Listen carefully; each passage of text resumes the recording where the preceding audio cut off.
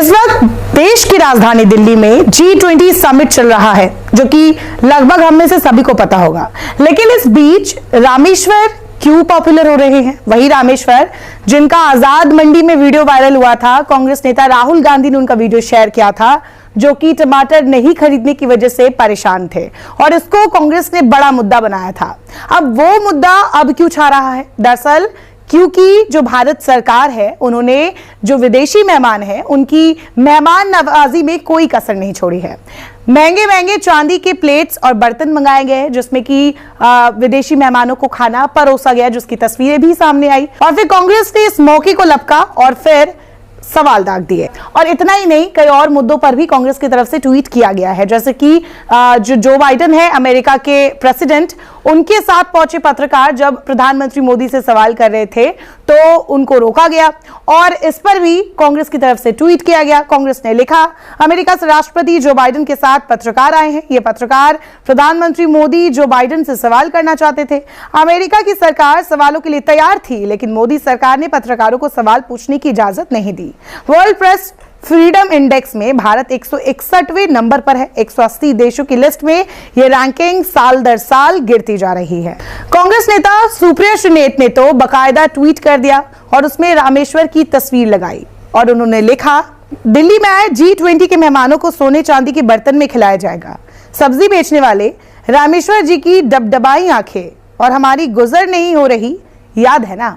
इतना ही नहीं, कांग्रेस ने एक और ट्वीट किया, लिखा, ये वीडियो देखना मुश्किल है। G20 के लिए कुत्तों को गला पकड़ के घसीटना, उन्हें मारना, खाना पानी ना देना, पैर बांधकर पिंजड़े में बंद कर देना, बेजुबान जानवरों के साथ बर्बरता करने वाले जालिम होते हैं।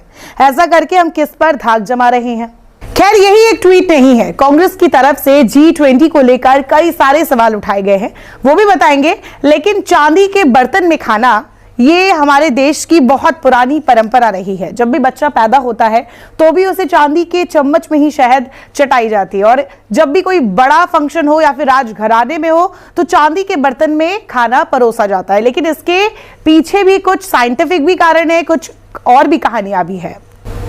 चांदी ठंडी धातु है जो कि शरीर में ठंडक पैदा करती है। ये खाना पचाने और वात पित्त और कफ को बैलेंस करने में मदद करती है। इसके अलावा जब भी आप खाना खाते हैं तो ये मेटाबॉलिज्म को तेज करती है, पाचन एंजाइम्स को बढ़ावा देती है और डाइजेशन को बेहतर बनाने में मदद करती है। चांदी कोई हानिकारक कंपाउंड नहीं होते हैं और चांदी कटलरी बाजार में उपलब्ध दूसरी सभी कटलरी का सबसे हेल्दी ऑप्शन है। साथ ही ये एंटी बैक्टीरियल और चांदी के बर्तनों को सिंथेटिक या प्लास्टिक के बर्तनों की तरह कीटाणु रहित करने की जरूरत नहीं होती। इसके अलावा चांदी बैक्टीरिया को हमारे शरीर में प्रवेश करने से भी रोकती है और हमें बीमारियों से बचा सकती है।